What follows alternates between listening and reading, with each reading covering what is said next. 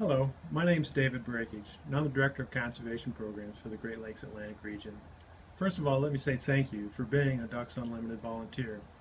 Your help with Ducks Unlimited, raising funds for our conservation initiatives throughout the continent, is critical for us to achieve the habitat conservation mission of Ducks Unlimited and our goal of filling the skies with waterfowl today, tomorrow, and forever.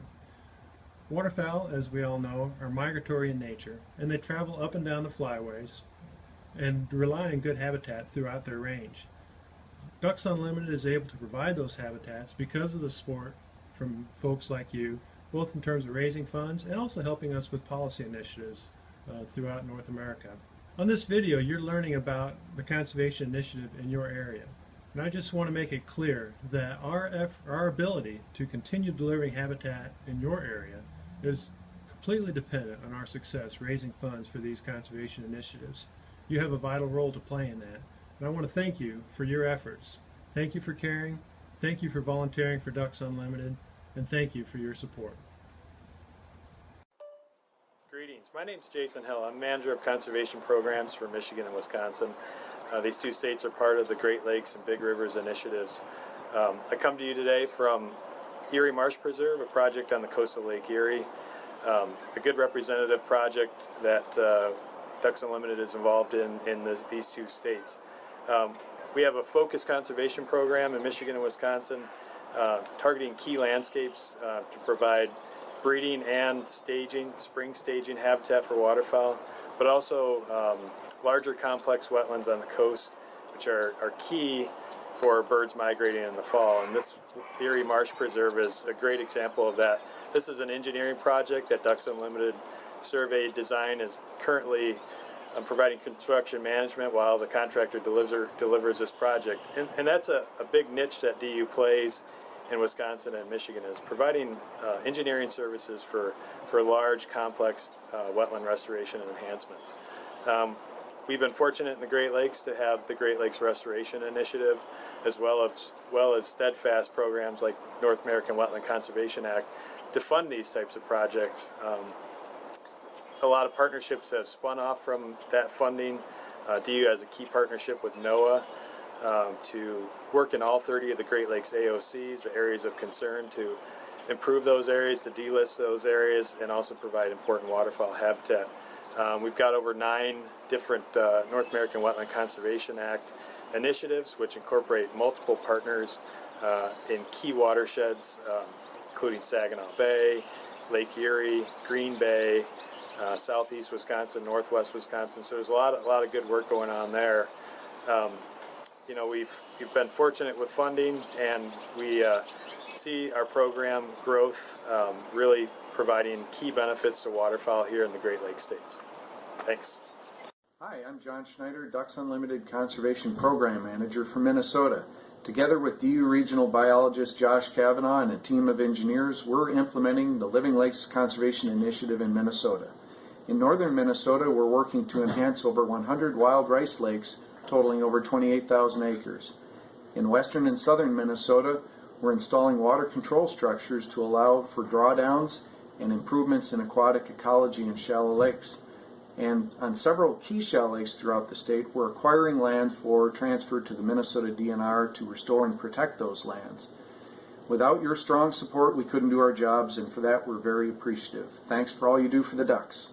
Hi, my name is John Calusi, Director of Conservation Planning for Ducks Unlimited's Great Lakes Atlantic Regional Office. You know, this time of year, waterfowl enthusiasts are eagerly awaiting the results of the waterfowl breeding population survey that takes place in May.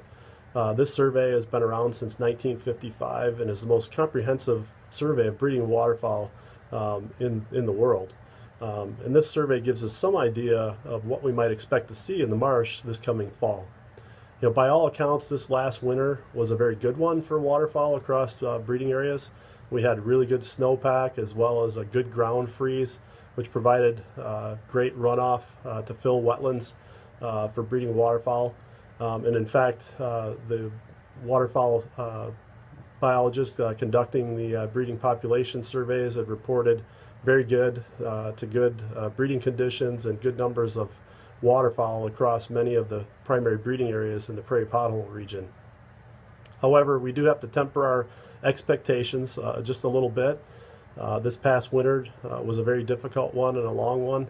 Old Man Winter didn't want to let his grip go of many of these breeding areas, and so we had a delayed spring, which equated to delayed arrival for many species of waterfowl on important breeding areas.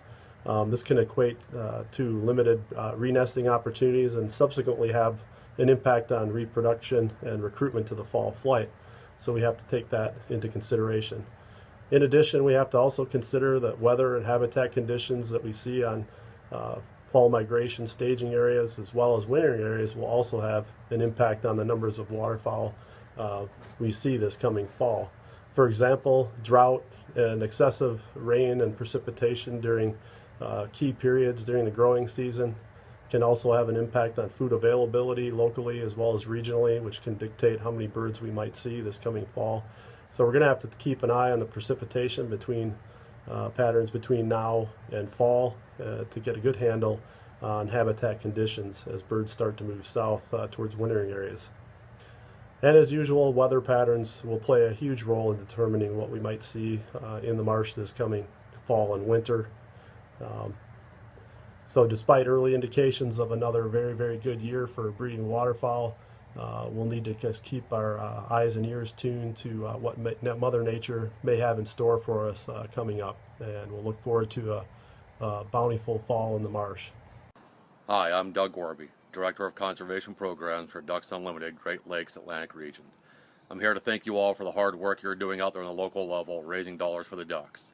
As you could see from the clips earlier, DU and our biologists and engineers across the region are working hard to deliver quality projects on the landscape, projects that have important benefits to waterfowl and other species of wildlife, and hopefully provide you a place to go out and spend some time this fall. Also, as John showed you, continental numbers of ducks and other waterfowl are in pretty good shape across North America, thanks in part to the work that DU is doing not just here in the U.S., but also on the Canadian prairies and down in Mexico on the wintering grounds. So thanks to all of you for the hard work that you're doing. Keep up the good work. The local fundraising initiatives are an important part of how we deliver conservation, not just locally, but across all of North America.